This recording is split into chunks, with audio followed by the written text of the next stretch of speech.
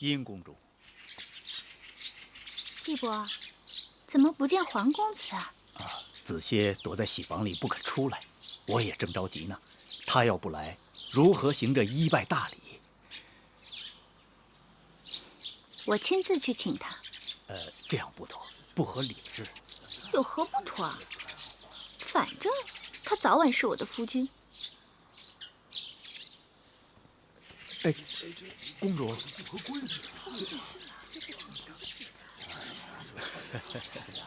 也好。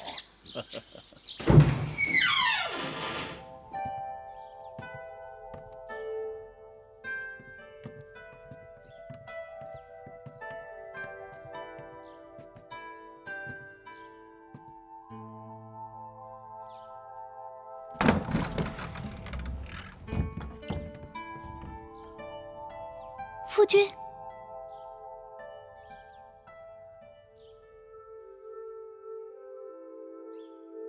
今日良辰美景，夫君为何背对着我？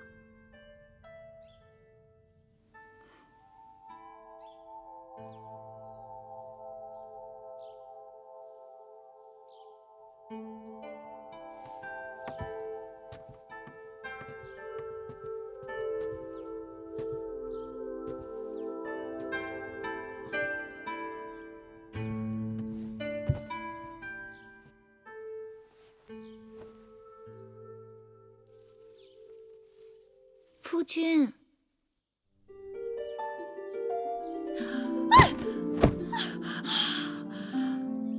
姑母怎的好糊涂啊！竟然叫侄儿夫君。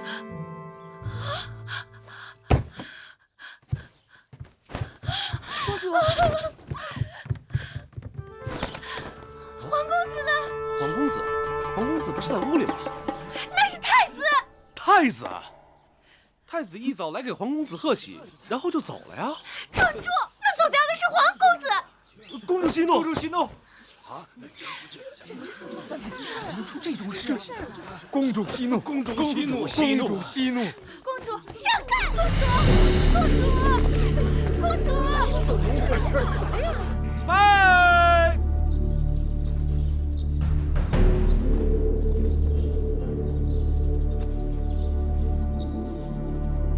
再拜！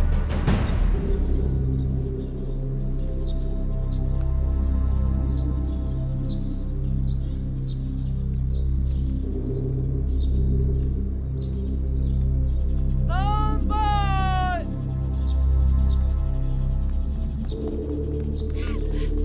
贱人！干嘛呀？贱人！放肆！芈音，贱人！嫡公主出嫁，你怎敢放肆？大王为后，替芈音做主。皇协拒婚，他跑了。此事当真？金华台里，太子穿着喜服，皇公子根本不见踪影。定是那芈月设此奸计，毒害婴儿。大王为后，千万不可放过这个芈月。芈月，告诉我，黄歇到底去哪里了？黄歇是在与芈音成婚的时候不见的，我怎能知道他的去向？好硬的一张嘴，给我拿下！是。母后，那黄歇被关在金华台多日，月妹妹日日与舒儿在一起。黄歇走了，去追那黄歇便是，怎怪在月妹妹身上？那皇公子定是被芈月迷惑了心窍，今日突然不见，定是与芈月早有预谋。你这桩婚事，皇公子本来就是不情不愿的，强按牛头喝水，得此结果也怨不得别人。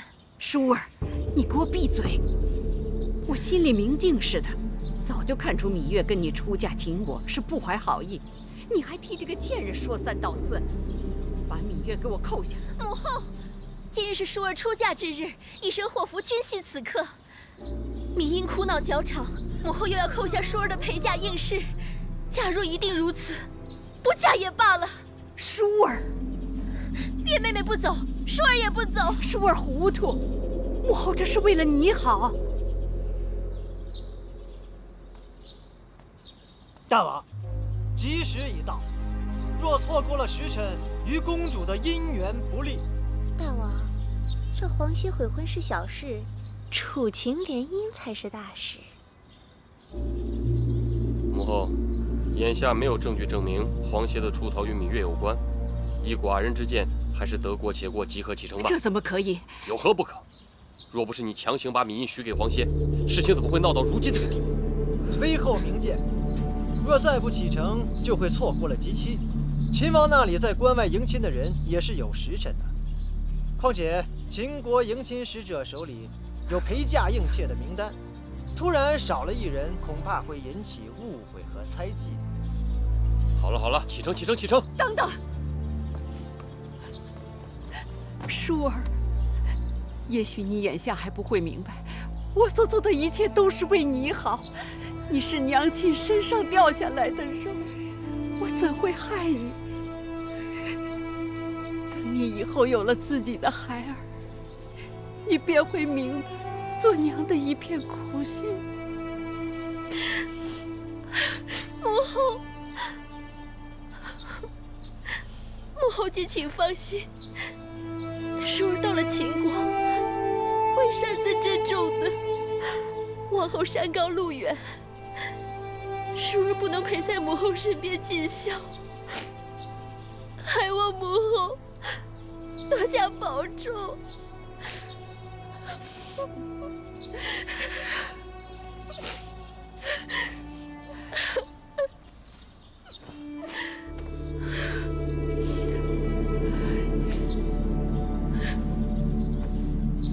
吉时到，启程。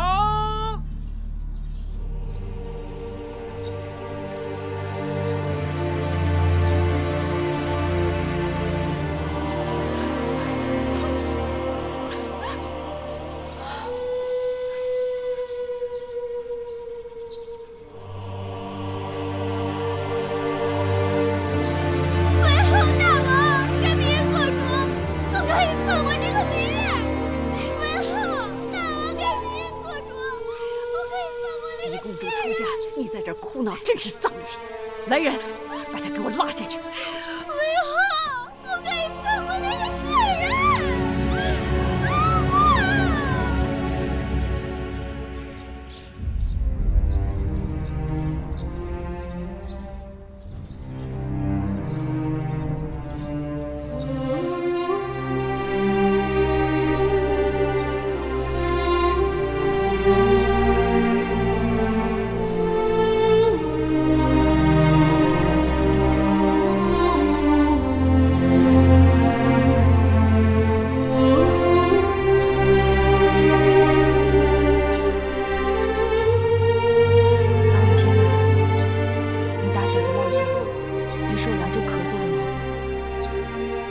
记得添衣裳，千万别受冻。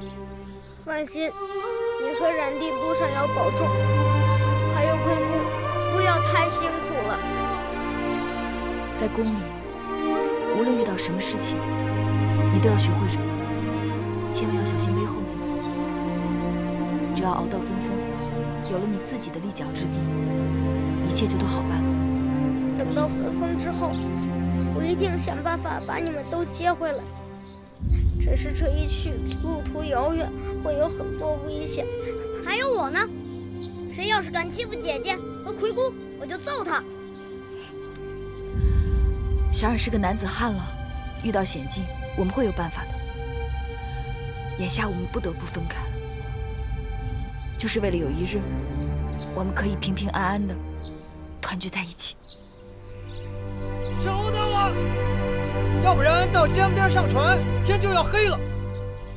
蓉蓉送姐姐出嫁。起来吧。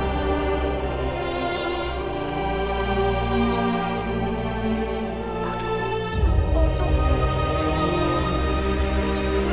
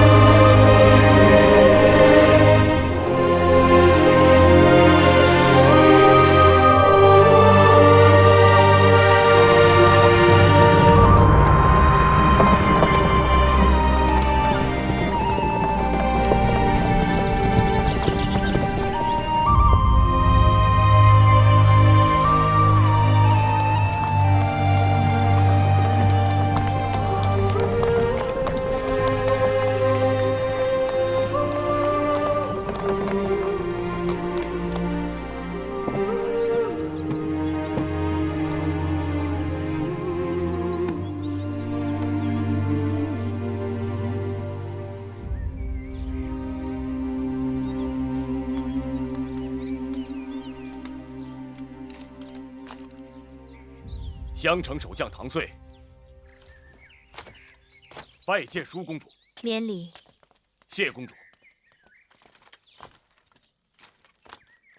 这位是秦国的蒙敖将军，特来迎亲。外臣蒙敖拜见舒公主。蒙将军有礼。公主，行宫已经准备好了，请您先行歇息。明日，蒙敖将军会亲率人马为送亲队伍打前站，再由末将护送公主出关。出了襄城，就由蒙敖将军护送公主入秦了。有劳两位将军了。这是外臣应尽的职责。舒公主，请。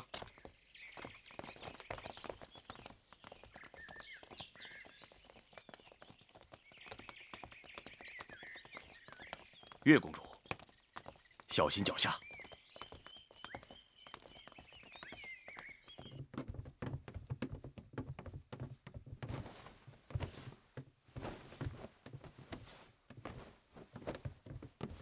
哎呀，终于到了。晌午才从船上下来，接着又坐车，这会儿觉得房子都在打晃呢。妹妹，你快坐吧。姐姐早生歇息吧，明日开始车马劳顿，只怕会更辛苦。妹妹，你也累坏了吧？那你也早点歇息吧。我就住在姐姐隔壁，有事喊我。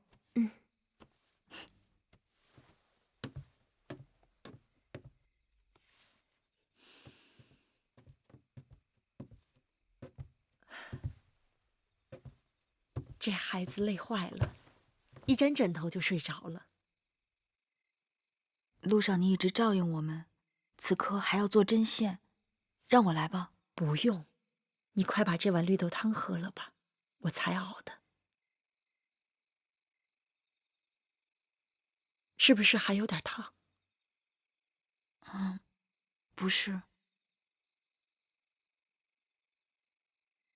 明日就要离开楚国了，我这心里乱乱的。能顺顺当当的走到这儿，已经不容易了。虽说出了楚国，魏后的手就够不着了，但家也就此难回了。有亲人就有家，首先是要活着，只要能活下来，你娘亲和举姬就没有白死。等我们跟黄公子接上了头，就该将实情告诉舒公主，免得走得突然，让她伤心。姑姑说的是。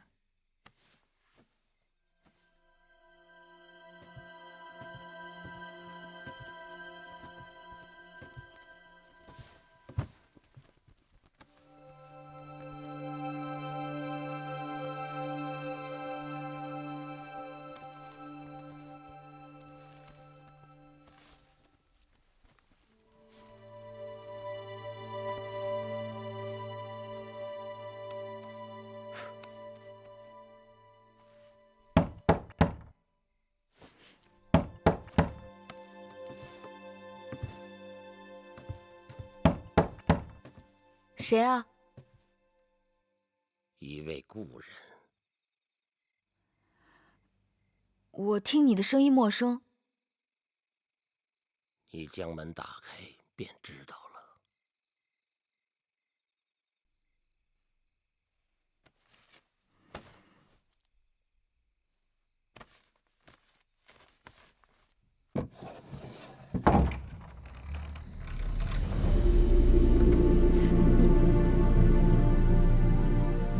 你谁啊？老夫没有猜错，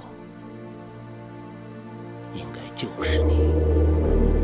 可我不认识您。你是月公主，是那颗霸星。老伯，我没见过您。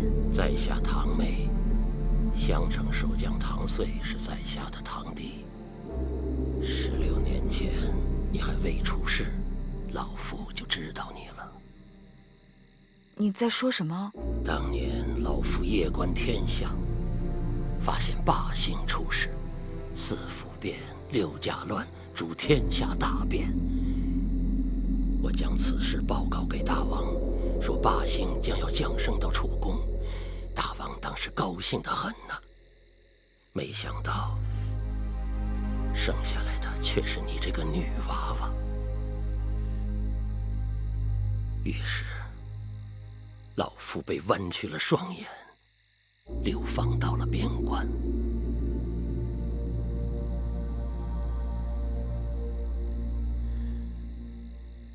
难怪从小父王就叫我霸星。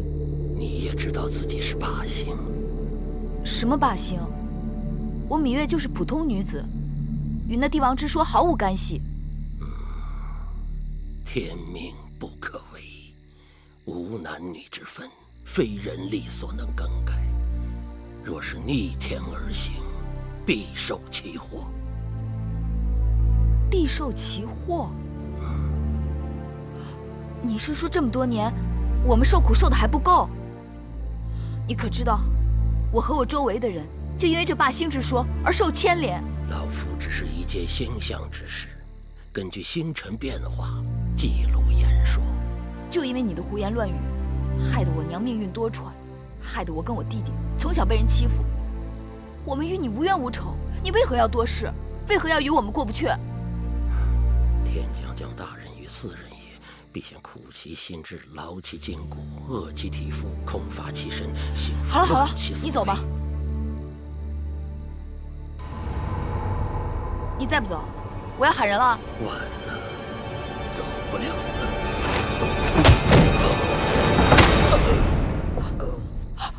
老伯，老伯。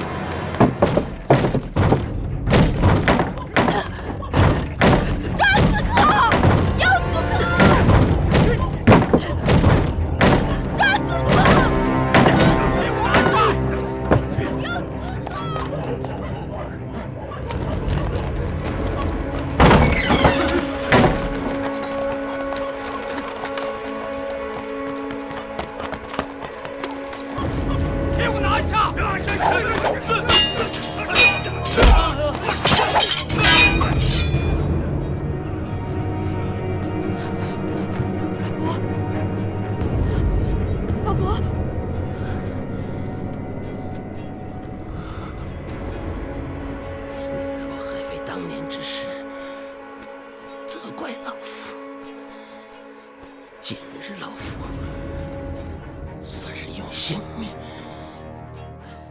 偿还你了。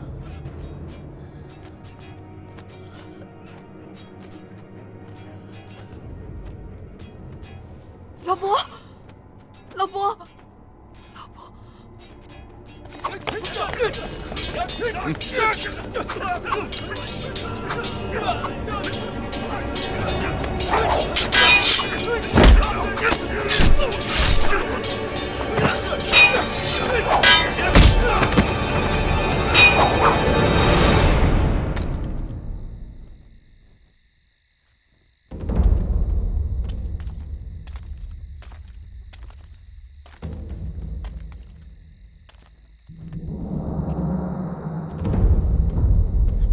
大胆狂徒，慢！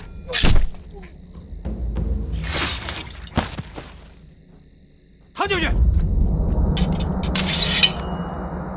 咎由自取。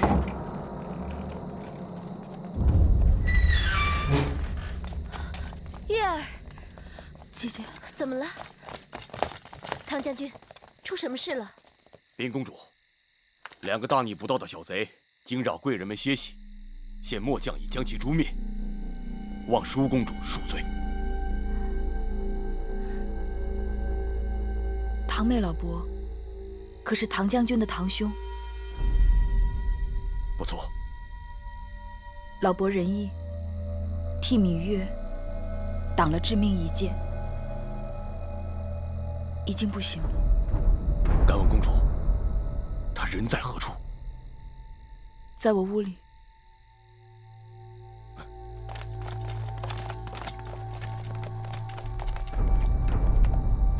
这门外不是有侍卫把守吗？怎么还能让外人进来？守门的侍卫均已被害。这院子外面应当还有巡逻的将士和值更的侍从，唐将军可知他们的去向？这……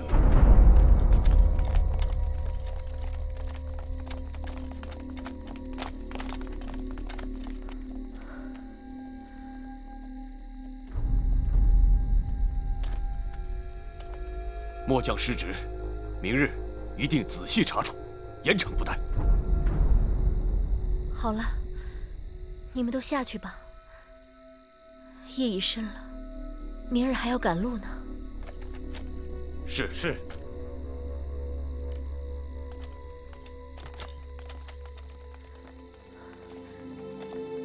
月儿，你没事吧？没事。吓死我了！你没事就好。只是这刺客来得蹊跷，死的也蹊跷。我一定让人禀报大王，狠狠地处罚这些襄城守将。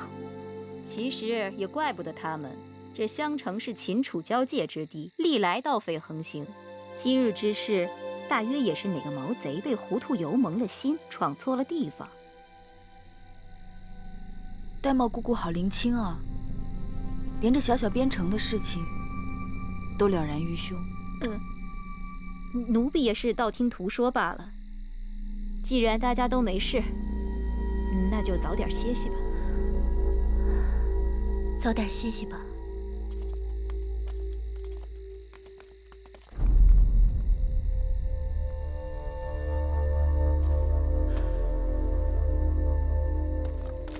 唐将军，你还是警醒点好。这下半夜要是再出什么差池，你我的脑袋可就保不住了。这是当然。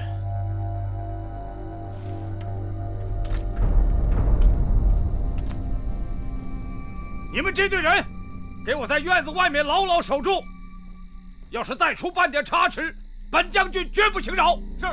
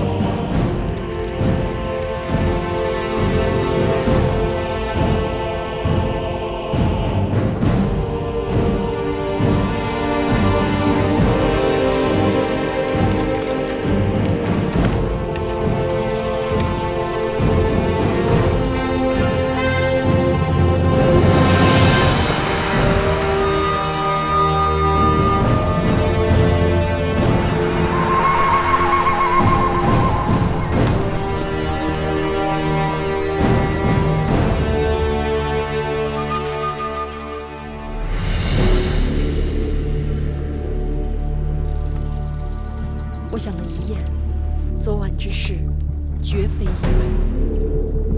我心里有数，那堂妹突然上门，只怕就是好心来报信呢。难道还是韦后？是他，也可能是别人。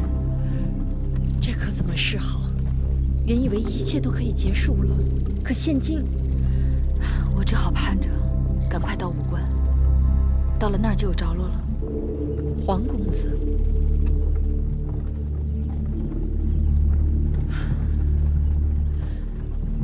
少司命庇佑，月儿和我们能平安到武关城。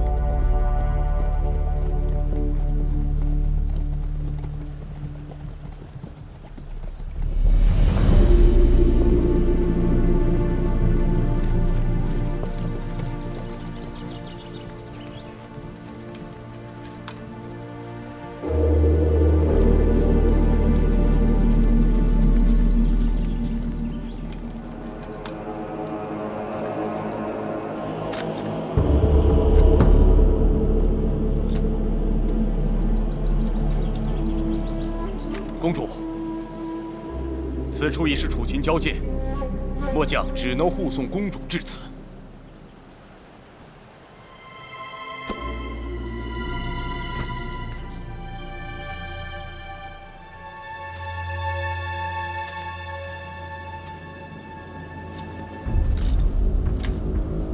请公主擅自珍重，一路安泰。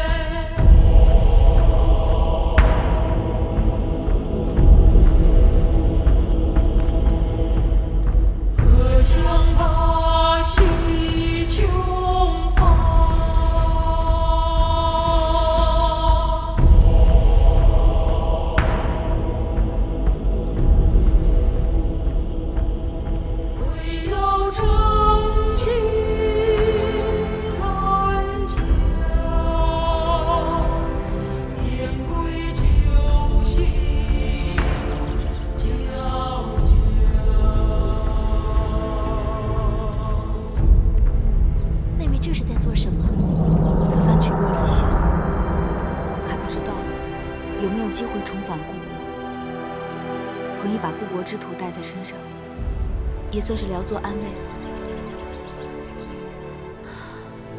是啊，水是家乡好，月是故乡美。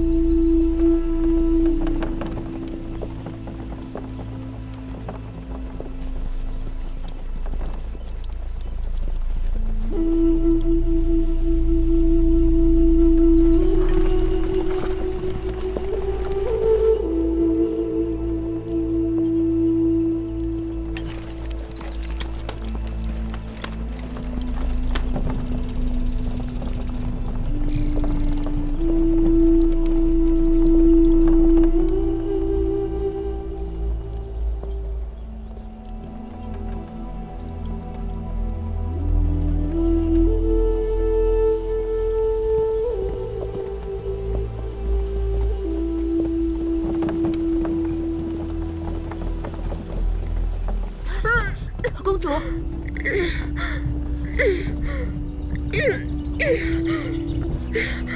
公主，你还好吧？你怎么样？停车！停车！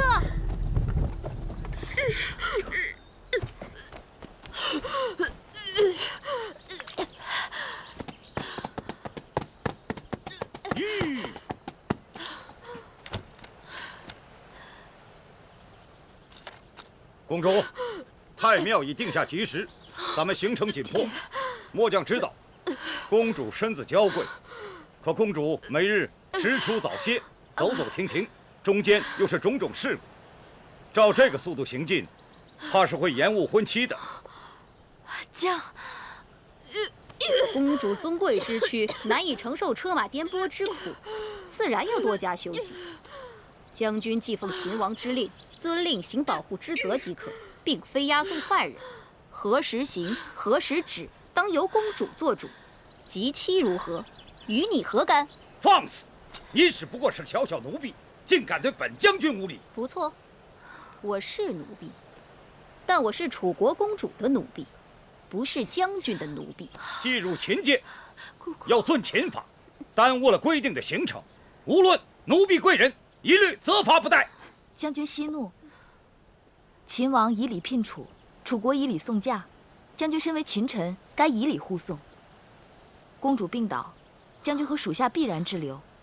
将军若是能让公主歇息1个时辰，公主身体略好些，也可让车马加速行程。1个时辰？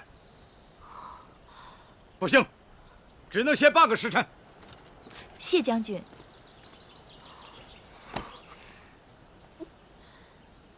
姐姐，喝口水吧。这水是必须喝的。荒原之中，水是救命的神仙。不，我怕喝下去，一会儿又吐出来。与其如此，不如不喝。姐姐，入秦多日，你不是吃不下东西，就是把吃的东西全都吐了出来。若是这样下去，身体会吃不消的。公主受的苦你都看到了，且不说送来的膳食粗劣，用膳的时候竟然仍在行进中，人坐在马车里颠得七荤八素，还没吃一口就吐出来了，这哪里是迎亲啊，分明是折磨人。这里不是我们楚国王宫，身边也不是我们楚国臣子，荒郊野外，缺衣少食是难免的。千里迢迢，吃不下也得吃一些。身子是姐姐自己的，损伤了无人可抵偿。出嫁前，只知道这一路曲折遥远，谁料会如此艰辛。还有那个蒙敖将军，更是可恶，完全不把我们放在眼中。蒙敖将军是粗人，行武严整，只怕他有他的难处。再有难处，也该知道自己的身份。舒公主是王后，是主子。若在楚国，她如此叫嚣，脑袋早就搬家了。过2日就到武关了，再忍一忍吧。奴婢能忍，公主如何忍？一入秦地，就黄沙漫天，西风凄凉，稍一露头，身上嘴里全是沙子。这一路上，连个驿站都没有，晚上只能睡臭烘烘的羊毛帐篷。你问问公主，入秦的这些日子，公主有多少天没梳洗了？那段时间坐船，我以为会是最难熬，如今想来，就如同仙宫一样。既然出嫁没有退路，那姐姐只好想着，只要熬过这一关，往后就好了。如何之后？熬不过眼前，又哪来的往后？我真是想家。这一路，越走越灰心，这般周折，真是让人……姐姐是想说，真有些后悔出嫁了吗？什么越走越灰心？明明是越走，与心上人越近才是。哪来的心上人啊？进入秦国这些日子，姐姐可听说过秦国4赛？武关、函谷关、萧关、大散关。武关城是秦楚边塞第1城，秦王就是从这里出关，进入大楚，去向姐姐求亲的。妹妹提起秦王求亲，真是恍如隔世。到了武关就有驿站，站站相连，一路平坦大道直通咸阳。到那时，姐姐就可以好好歇息，调理身体啦。妹妹也想早早到武关，对吧？当然。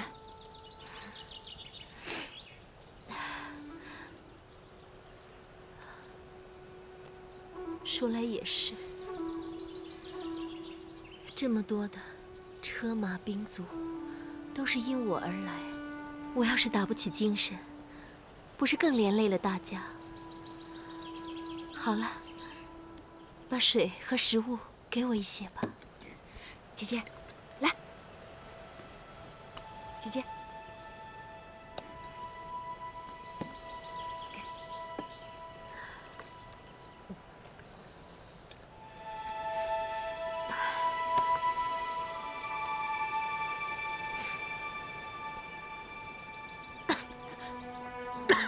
姐姐，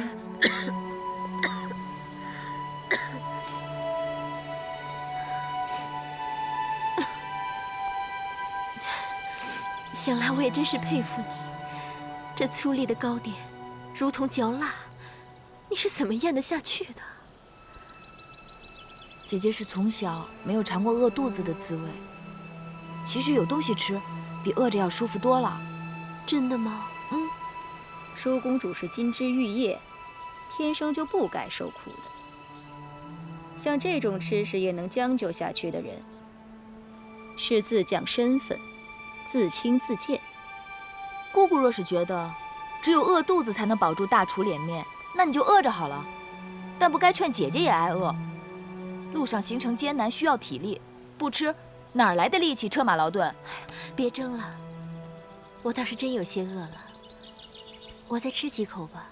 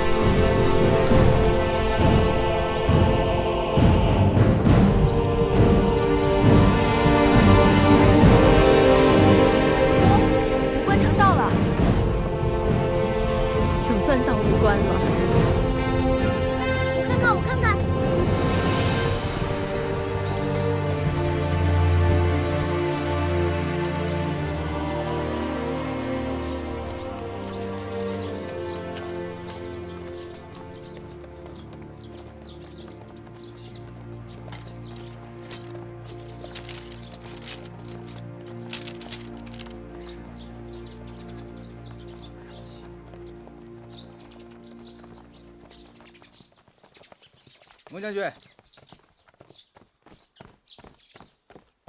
我刚才清点了一下人数，你看对不对啊？贵女4位，女御10位，家眷6人，奴仆7人，对不对？我问你对不对？对。行了，这些人入住驿馆，剩下的人住在驿馆外。好，舒公主，请跟我来。一个小吏竟敢对将军如此大声言辞，可见其人尊卑不分，粗鄙之地，教化使人。商君之法，在秦国的边城都能执行得如此严厉，连蒙敖这种桀骜不驯的人都要恪守屈从，可见秦国纪律严明。剩下的人跟我来。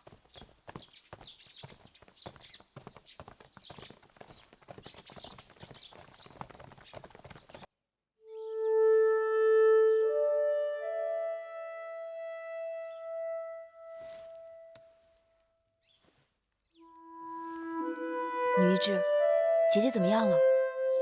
此刻大家都是一样的，无非是几日水米不曾下肚，吃的没有吐的多。若能喝上几日米汤调理肠胃，再吃些肉糜补益身体即可。只是舒公主正在发烧，若医治不好，便会转成重症或危及性命。那怎么办啊？我先为公主行针砭之术，再开个方子，连吃5日，或可缓解。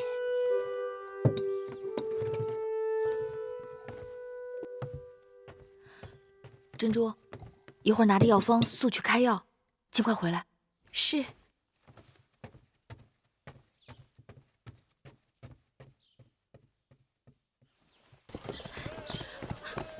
珍珠，公主，药可买到了？没有，奴婢出门走了好久才看见一家药铺。我把方子给那里的旗人看，他们翻来覆去，根本看不懂。我再跟他们多说，干脆不理我。奴婢该死，误了淑公主的汤药。怎么会这样？笨死的贱婢，给公主抓个药都办不成。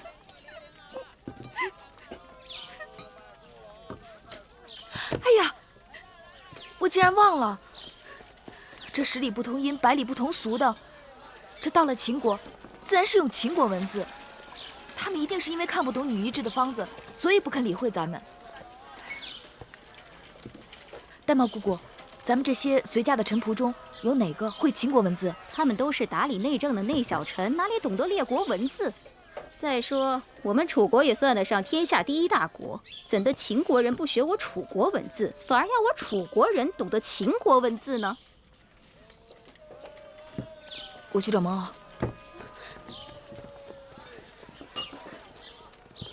蒙某是甲士，负责护送楚国公主到我大秦国都，遵行的是保护之责。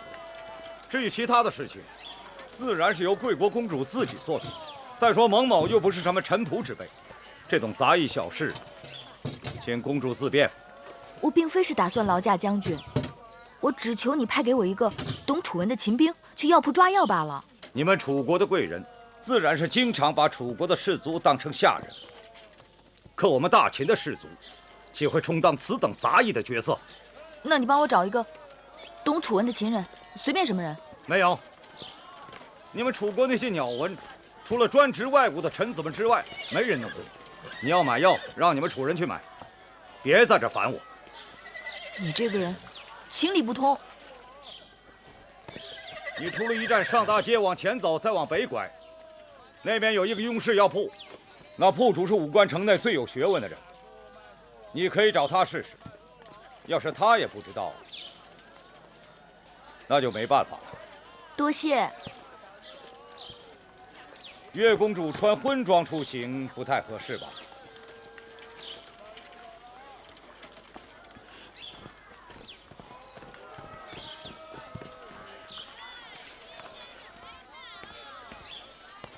敢问先生，此处可是雍氏药铺？正是正是，老朽便是这雍氏药铺的掌柜。先生，可识得上面的字？识得识得。请先生按方抓药。好好好。麻黄、桂枝、生姜。哎，不对呀，你这药方哪里来的？怎么了？你这药方用量有差错，我不能给你抓这个药。哎，我这药方是女医开的，医术高明，不会有误。我就不够高明吗？啊，我说不对就不对，你赶紧走吧。我这是救命的药，你怎么可以这样？什么药不救命啊？你这药方用量有差错，你这是害人。你快走吧，找开方的人再问一问。啊，公子。在下雍瑞，雍氏药铺的主人，敢问何事惹得贵人烦恼？听说先生见闻广博，无所不知，这是我的药方，劳烦您看看，为何你家掌柜硬说这用量有误？这药方上写的是鸟传，贵人可是来自楚国？正是。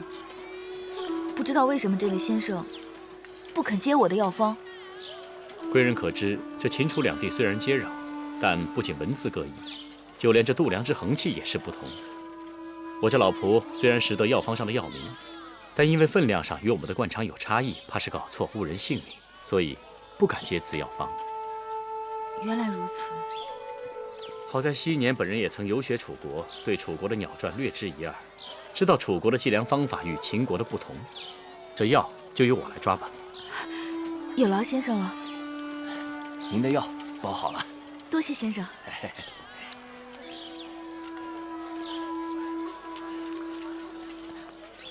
那我这楚国的钱在秦国是不是也不能用啊？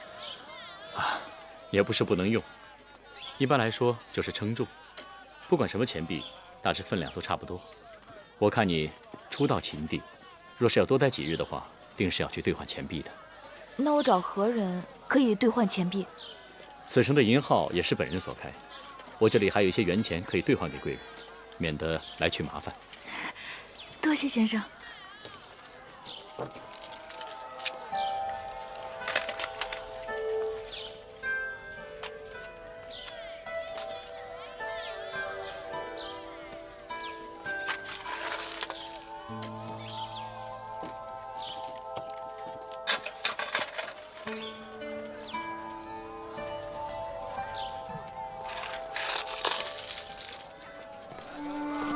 今日若非先生相助，这药就抓不成了。大恩不言谢，若日后有机会，定当报答。举手之劳，人皆可为，岂敢当一声恩语谢？在下今日也不过是凑巧到此，能为贵人效劳，是在下的荣幸。先生姓雍，这一路往南下去是上庸，莫非您是庸国后人？庸国处于秦楚夹缝之间，早已亡国，国土被秦楚瓜分。如今的雍氏不过是秦国的附庸之臣而已。原来先生也是位公子，失礼了。你还是称我为先生吧。大征之时，故国早亡，不如忘却了。贵人当知，如今的秦国信奉的是商君之法，周天子之旧俗，分封领主之权早已名存实亡。难得商君人亡政不息，秦人守法之严，令人叹服。人心皆爱自由，谁愿意被拘束着？秦人守法，也不过是因为商君之法苛刻严酷，所以虽然商君身死，秦人仍感觉压抑，致使不安分者、从军者甚多。这是为何？当军事，军令之下，比勇气，比胆量，比杀人。秦人军功之上高于列国数倍，所以秦人与列国征战，排除将帅的能力之外，秦人往往可以战胜数倍于己的他国军队。秦人可畏啊！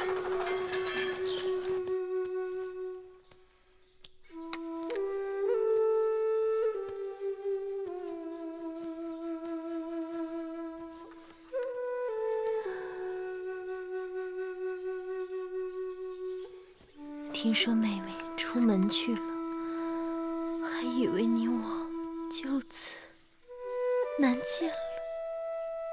姐姐何出此言？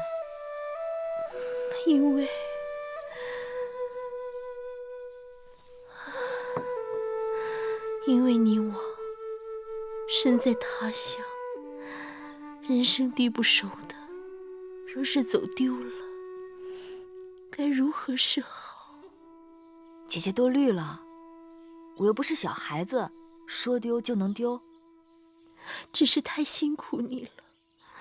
只要姐姐的身子能好起来，我做什么都不辛苦。芈月是公主的陪嫁应试，替公主奔波劳累是分内之事。再说，她身体强壮，做惯了粗事差事。玳瑁姑姑此话不对，月儿久病，身体尚未痊愈，就与你我一同素风参与，艰辛无比，何来的强壮二字？再说月儿本是楚国公主，为何她就该做粗使差事？从今以后，我和月儿只有姐妹，没有尊卑。玳瑁姑姑要再出此言，不要怪我迁怒于你。是。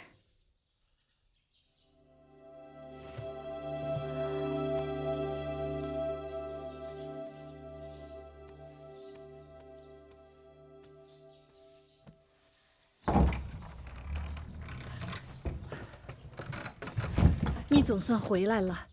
刚才来了一个总角小儿，拿了竹简给你，要你仔细看了。近日有时3刻去见他。见谁？他说你该知道的。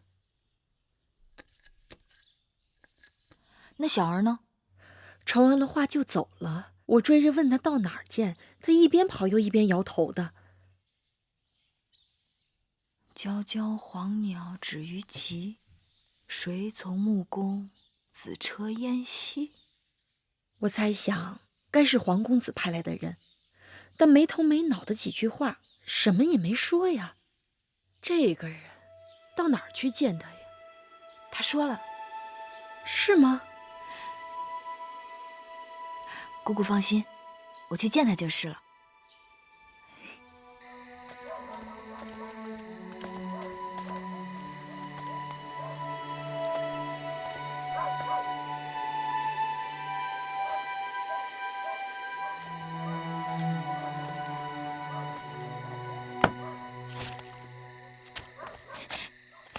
月儿，刚才我还在担心，我怕我让别人传话说的含糊，万一你要是没听懂，可麻烦了。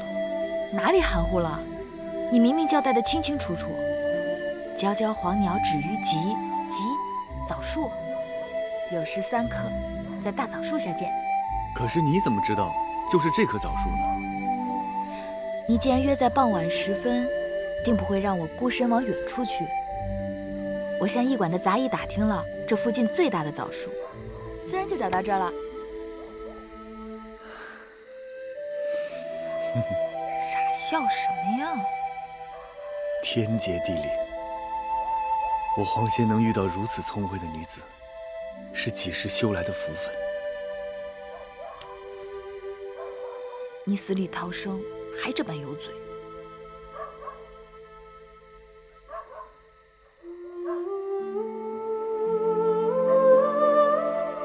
你的手好冷啊。我不冷。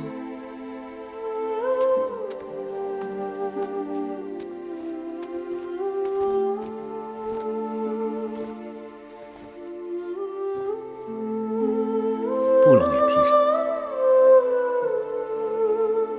迎亲的人马刚刚到武关，他们定要休整几日。既然奎国和小冉也出来了，正好咱们一起走。我住的客栈就在那条街，我已经和客栈老板订好了马车。3日后同一时间，我在我住的客栈等你们。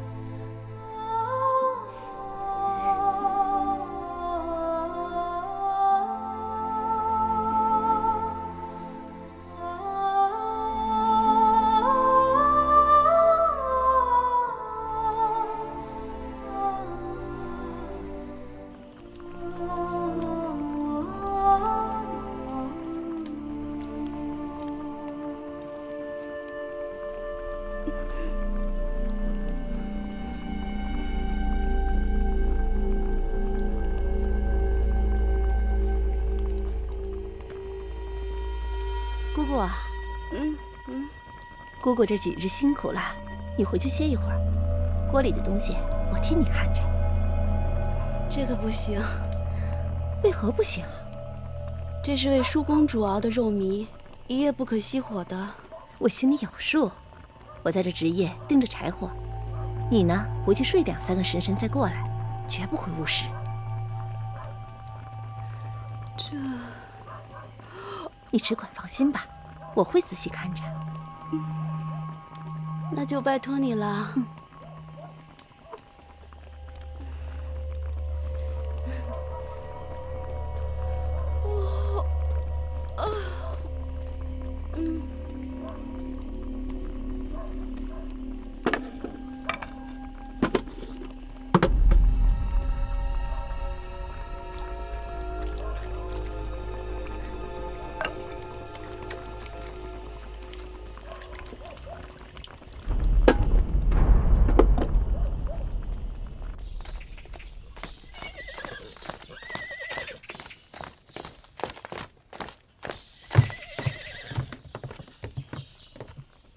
我们在这武关城内已经滞留了5日，大秦军法严谨，按期不到一律处斩。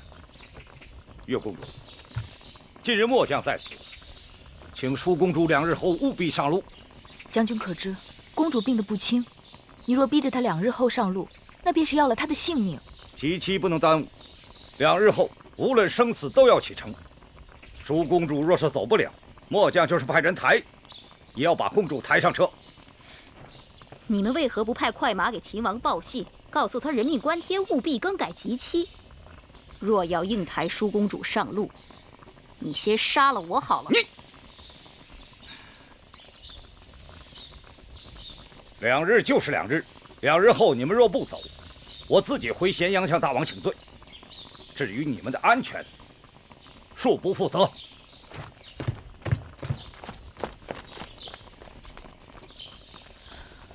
一入秦国，处处凶险。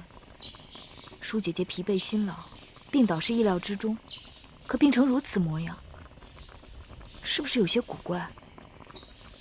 其实，我也一直嘀咕。虽说舒公主身子娇贵，水土不服，但大家同样疲惫。到了驿馆歇息了几日，人人见好，只有公主的身子，让女医治调理后日日见坏。方子是女医治开的，药是月公主抓的。我不知道这里边有没有什么文章。请月公主明察。舒公主的脉象起伏不定，的确诡异。可这2日，公主病势转沉后，她入口的每道菜、每口汤都由专人看守着，应该不会有什么差错呀。此刻还不是乱疑心人的时候。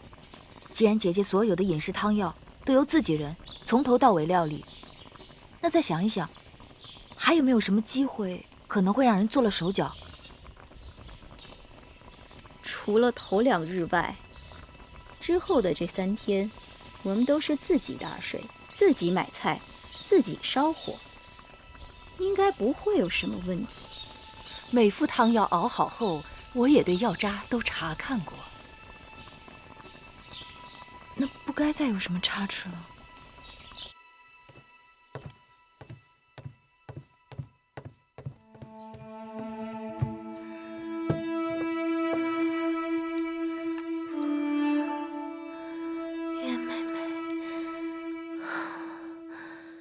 我是不是要死了？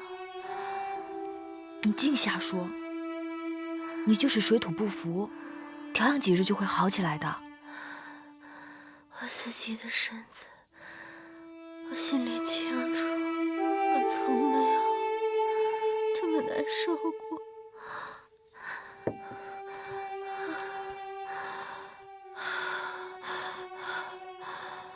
我怕是到不了咸阳了。别瞎说，吃了药就会好起来的。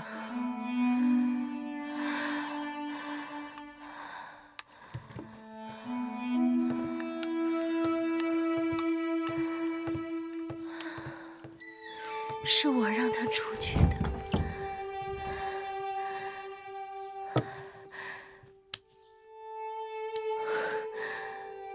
我有话跟你说，妹妹这一路跟着我，吃了好多苦，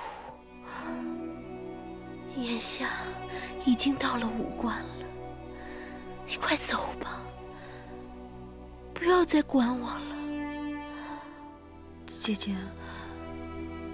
你这话是从何说起啊？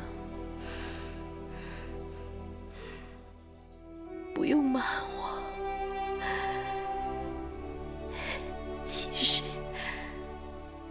那日听说公子谢逃婚，我看你笃定有数的样子，我心里隐隐约约就猜到了。起先你不愿意与我一同出嫁，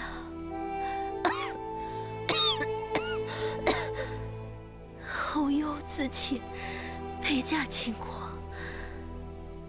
定是事出有因，对吗？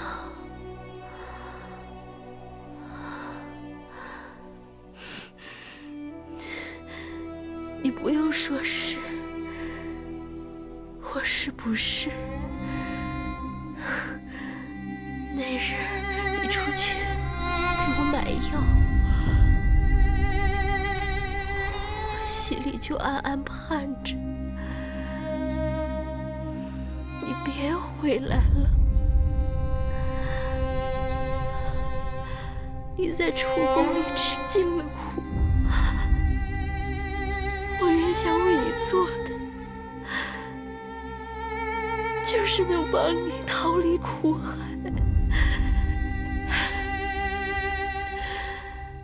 如若妹妹真的有个好去处，姐姐也替你高兴。姐姐别说了，你都病成这样了，还在为我操心，这是何苦？你好好喝下药，身子自然会好起来的。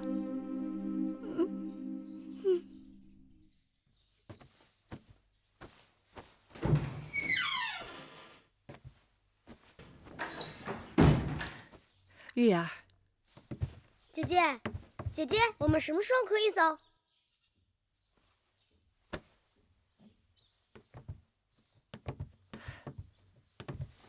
东西我都收拾好了，就这2个包袱。有时正是一管用膳的时候，四处乱糟糟的，我们分头出去，应该不会有人注目。姑姑，我有话要同你们商量。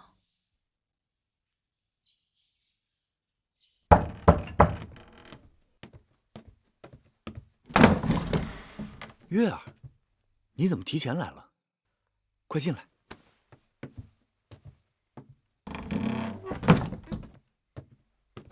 月儿，坐。子歇，我恐怕不能马上与你走了。出什么事儿了？舒姐姐病情凶险，我若甩手走了，她定是凶多吉少。姐姐眼下身边最需要亲人照顾，我想，我应当守在她身边，把她送到咸阳。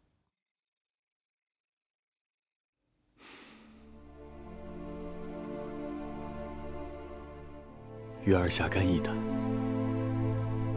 你的心思，子歇明了，只是怕耽搁的时日太多，万一走漏了风声，风险太大。毛敖将军坚持2日后启程，眼下只能走一步看一步了。等把舒姐姐送到咸阳，月儿就可同葵姑、同小冉与你远走高飞了。既然月儿的心意已定，我依你就是。将来咱们一起到了咸阳，再做长远打算吧。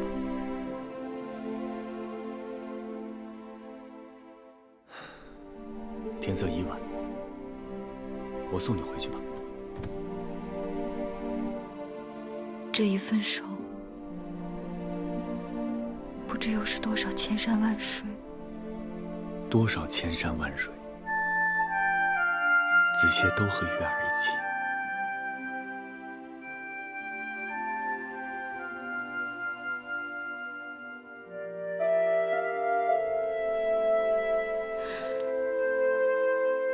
月儿愿意做子歇的妻子。子歇知道。月儿愿意这一刻就做子歇的妻子。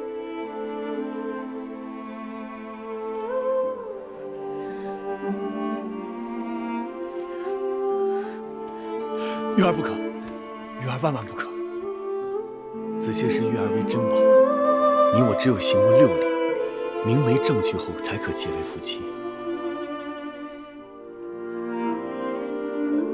子歇愿意等到迎你入洞房的那一天，那一刻。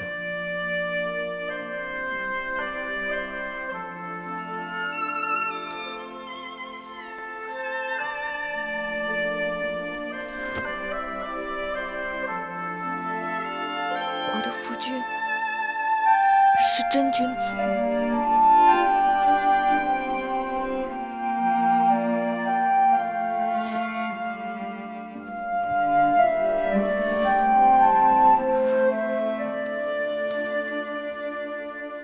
这香囊本来就是为你做的，一直不得功夫给你，望你带在身边，看到它就像看到月儿似的。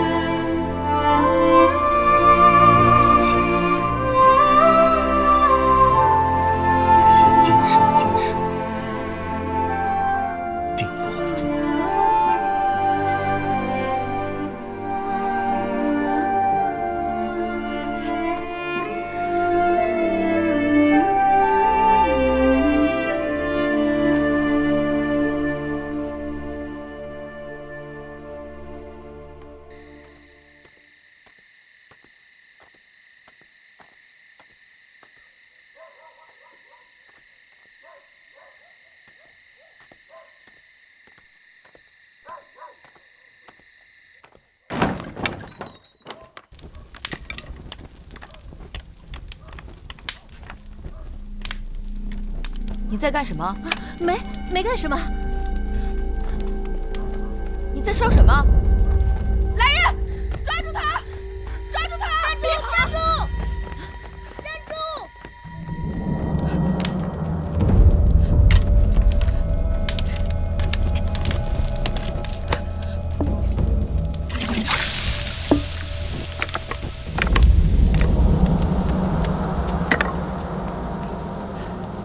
抓到没有？天打黑，给他跑了。但他也没占着便宜，我在他手上狠狠咬了一口。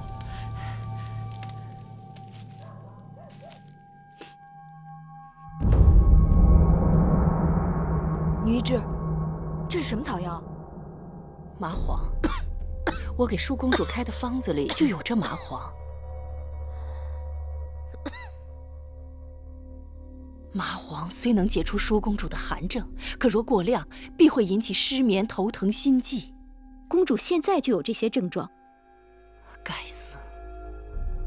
我每日检查药渣，只是留意会不会有人放入其他的药物，却没有发现用量变了。若将这草药成倍地加入汤药和粥食里，必然会积水成渊。舒公主身体本来就虚弱，这麻黄让她昼夜不能安睡，不思饮食。假若长此以往，只怕再过些日子，公主不是发狂，就是油尽灯枯而死啊！是谁这么处心积虑？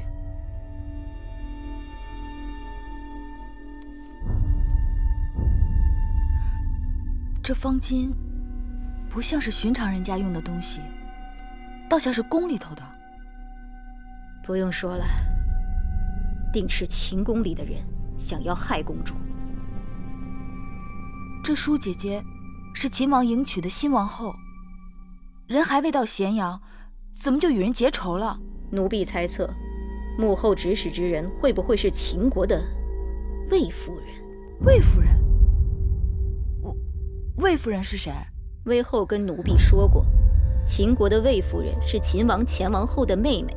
这些年来，宫中事务由她执掌，她的独子公子华，也是众人眼中未来的太子。秦王迎娶姐姐，难道碍了魏夫人什么事？若真是那魏夫人，她可太狠毒了。姐姐，快躺下，躺下。她从未见过我的面，却想要了我的命。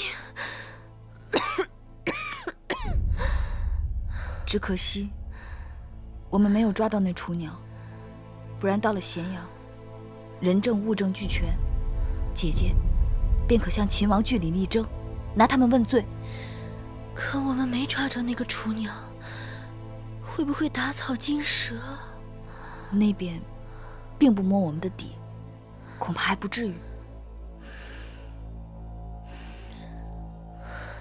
你们都先下去吧，有月儿陪我就好了。是。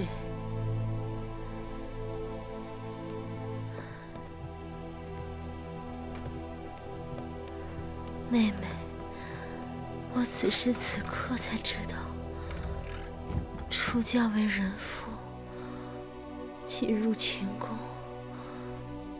竟是刀山火海。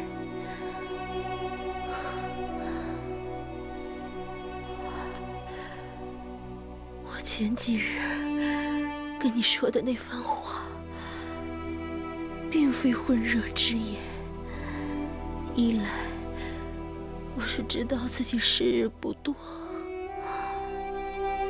身边就只有你是我的亲人。二来，我也知道妹妹的难处，你我姐妹一场，说不定到最后连个辞别的机会都没有。更何况今日之事，更是让我心灰意冷。我连自己的性命都保不住，你跟着我，只会继续吃苦。姐姐莫把前程看得太淡了。这次害你之人能得手，只缘他们精心策划，而我们毫无防备。加之秦王远在咸阳，鞭长莫及。等姐姐安全进了秦宫，有秦王的庇护，一切就都会不一样了。只怕你要不在我身边，我恐怕自己会少了许多主见。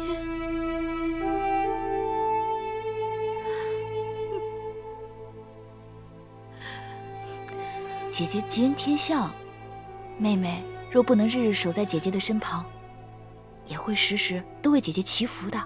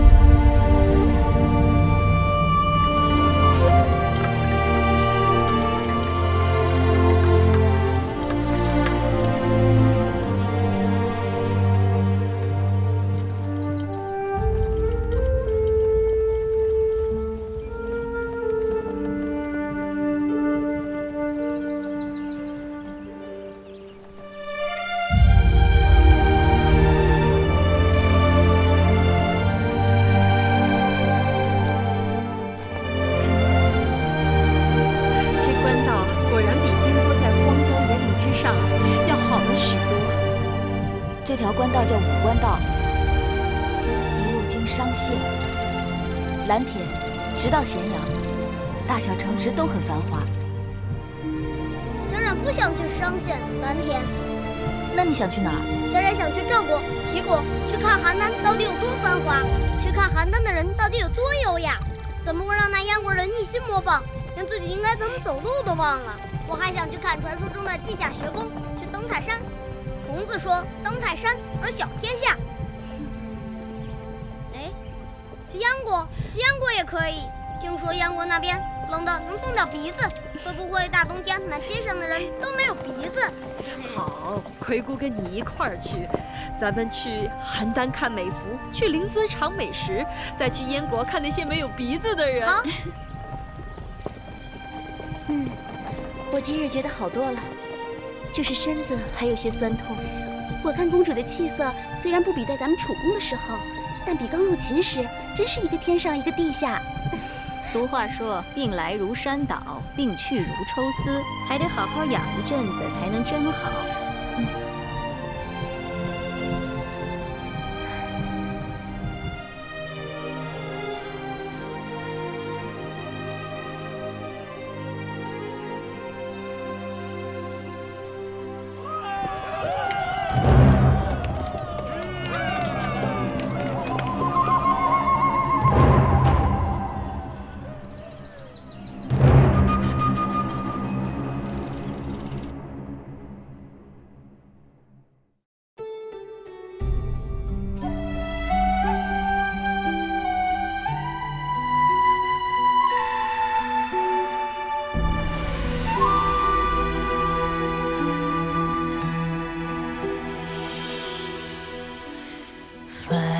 星如许，明月如初，前尘往事从何起数？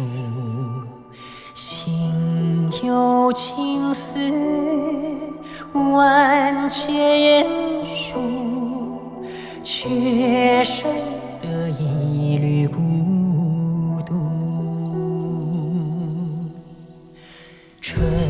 花开谢，秋草又枯，盛衰荣辱，如何细数？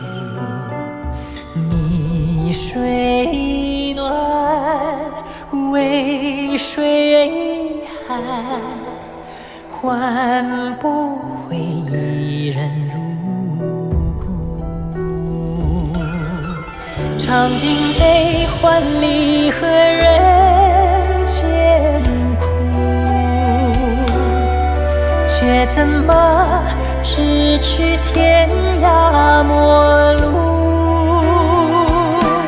去行诉，是一度，去情再相负。愿为你平静柔情傲骨，望尽相思红颜凋零处。我只愿与你朝朝暮暮，爱如心，恨如骨，生死在